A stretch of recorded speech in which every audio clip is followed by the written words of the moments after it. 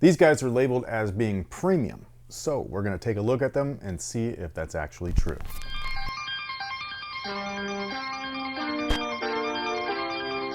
Hey, what's going on, guys? My name's Chris. Welcome back to the official WearTesters.com YouTube channel. Today we got a detailed look and breakdown on these bad boys right here. This is the Air Jordan 4 RM Premium, which is interesting because the collab versions so far with Nigel have been the only premium ones released. The regular retail pairs have been nice, but not what I would consider premium. So when I saw that these had the premium label on them, I was definitely intrigued. And as soon as I got them in hand, I mean, surprise, surprise. A little disappointed. Surprise, surprise! However, there's some cool stuff on here, so we will talk about that first. The tongue labels on these are a little bit different than the previous. On the right shoe, there is the Jordan Performance logo, so we've got the Jumpman inside of the circle. Underneath that still has the traditional flight script that are on the regular releases of the Air Jordan 4 RMs, whereas on the left shoe, we actually have the 2-3 inside of the circles.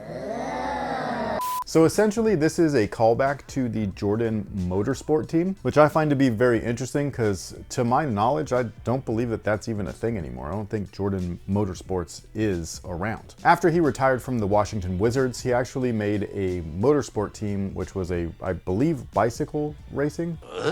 Not like bicycle, motorbike, sorry. Definitely not a bicycle. But it was like a performance team where they race those things, and with that they got all kinds of cool shit. Not only were they sponsored by Jordan, the bikes were outfitted in, I guess they were wraps, I'm not really sure. They could have been like custom paint jobs, but either way. And also, when you were part of the team, you got laced up with exclusive kicks, which was super cool. One of the first ones that I remember is actually the Air Jordan 5 Motorsport, and that was a white and UNC PE. It was exclusive to just Motorsport team members. They never released that shoe to the public. I believe the next one was the Air Jordan 4. By the way, I might have these two flipped. I'm not actually sure. They could have been the Jordan 4 first and then the Jordan 5. But either way, the Air Jordan 4 also saw a player exclusive or a friends and family exclusive, whatever you want to call them, dubbed the Air Jordan 4 Motorsports. Those actually were based off of the old 2006 Mars Blackman release of the Fire Reds. That shoe actually would see a retail release, but they would be different.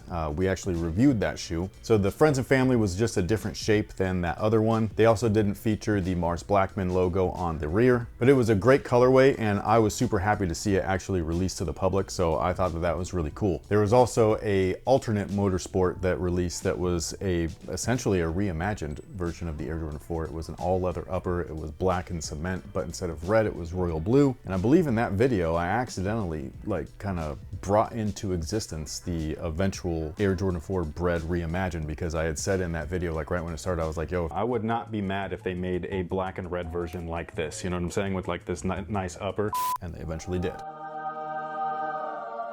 Now, there were some other Air Jordan Motorsport releases as well, the Air Jordan 6 and the Jordan 6 rings specifically. Those are the two that actually do feature this combo logo that you see on the tongues here. So on the 6 rings, it featured these logos on the tongue, much like they do here. Then on the rear of the Air Jordan 6, they featured those logos as well. Something that is missing from these, despite them being like similar color schemes, is the elephant print usage, because that was something that was like very specific to the bikes and their tracksuits and all of that stuff, and it's just missing here. I think that that would have been a really great touch. We were this close. I don't know if this is technically a motorsport release, but they definitely look like it. But there was that Jordan like 6, 17, 23, I think they're called, or something like that. I can't remember the model name, but it was a hybrid. And so yeah, there was those two. Fast forward to today, we've got the Air Jordan 4 RM, what is not being dubbed motorsport, but clearly is pointing to that. So again, I think that that's really interesting. It's really cool. Do these feature anything different besides those logos than the regular Jordan 4 RMs? Yes and no. The outsoles are the same. So we do have the Air Jordan 4 outsole. This one's done up a little bit more interestingly, where the toe rubber and the heel rubber are actually translucent. I think that this is a really cool look. I love the mixture between the black, yellow, and red as well. I just think that this looks really slick. Now, moving on up, the midsole is polyurethane. It feels fairly similar to the white cement Air Jordan 4s, which the more you wear those, the more that they break in and the better that they feel. So if these will end up feeling like those, then I'll be happy. But inside that polyurethane midsole is an encapsulated 4-foot air sole unit. At the rear, there is a visible one. The insole is this piece of shit right right here. The graphic is pretty cool though, I gotta say. Maybe that's where they're trying to point towards the whole like motorsport theme and stuff like that. While it's not elephant print, it is kind of splatter print, so I dig it. Now the upper is where obviously things would be considered premium. And is it? Again, yes and no. The toe cap right here is a really nice suede. I really like it. I think that it looks great. The accent stitching looks awesome as well. But yeah, is this premium suede? I mean, for Jordan brand standards, I would say yes. It feels really good. I do think that this is better than the standard release suedes, so there is that. However, the material underneath it, there's two panels of it. There's one on the rear, one on the toe. Is this leather premium? No, it's kind of weird. Why do I say that? Well, because not only is there the premium feeling suede at the toe as well as the base of the eye stay, but the rubber cage is actually different than all the other releases as well. And yes, that is an added cost. So on the side of these guys, it actually has etched in there the Jordan logo. Well, technically it's the Jordan font logo. It really reminds me of the Air Jordan 17, even though the N is not a 17. Like, that was the cool part about the Air Jordan 17, is that the N was a 1 and a 7. But again, it reminds me of that era of like the motorsport thing, you know what I mean? Like, it's very interesting. Do I consider that premium?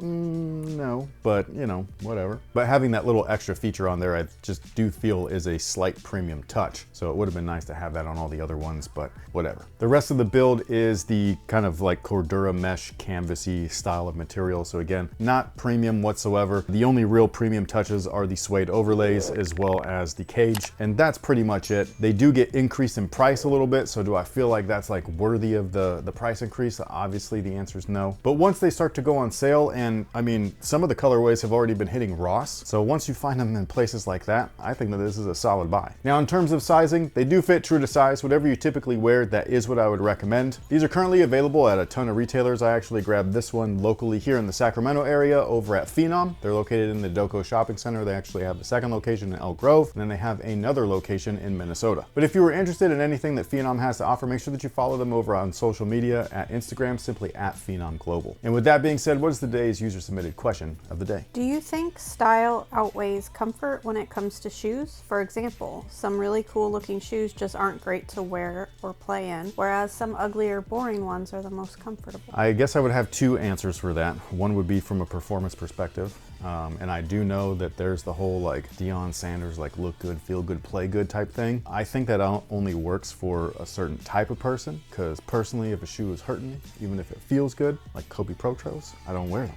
You know what I mean? Like, I just don't. It's that simple. I will stick with what works. Mostly because I hold the game of basketball in such high regard compared to what I look like, what I see on my ankles and my feet and stuff. And so like, I don't put myself above what I feel is a greater thing, which is me, not me, but like the team and game itself and stuff. So like, that's how I feel. I respect the game more than I respect footwear. I will say that it's nice to look good. You know what I mean? So like casually and stuff, I can put up with it for some time. But if we're going to a theme park, for example, like Disneyland, and you're on your feet from like the butt crack of dawn till fucking midnight or 1 or whatever the hell, like whenever they close, I don't know. Same thing, man. Like, you got to be comfortable. Like, you can't just go out there and whatever, you know what I mean? Like, your feet are going to get swollen, they're going to get fat, they're going to get uncomfortable and sweaty and all of this. They're going to be in pain. You got to wear what's comfy, man. So yeah, if I'm just going out for a little bit, like we're going to go run errands, sure, I'll put on something that, and this is very like once in a while, like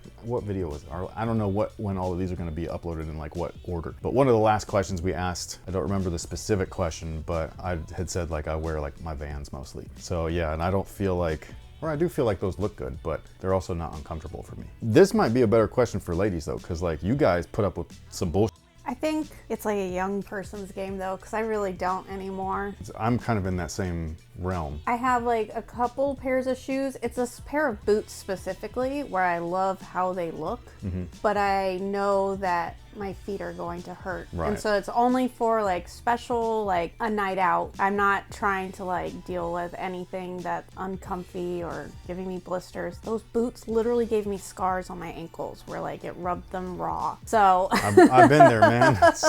Both on court and off, you know what I mean? I got hella scars from like my ankles down. You know this. I mean, with not that I run like I used to, but I still run, and I just don't want to mess my feet up any more than they already are. Like I want to just be out and about. I don't want to think about my feet. Yep. But what about you guys? Do you put looks above comfort? Was that the main like gist? Yeah. Yeah. Do you still put looks above comfort? You can answer the question in both ways, both performance-wise and casually. Like, you don't have to just play basketball, by the way. If you play volleyball or like you run, whatever it is, like, and you want to like look good and stuff like that while you're doing it, let us know. On top of all of that, have you checked out the Jordan 4 RM Premium? If you have, do you feel like they're actually worth the premium label and price increase? Sound off below and let us know. Thank you so much for watching. Thank you so much for being here. We greatly appreciate your guys' time. We'll catch you guys in the next one. So until then, y'all have a good one.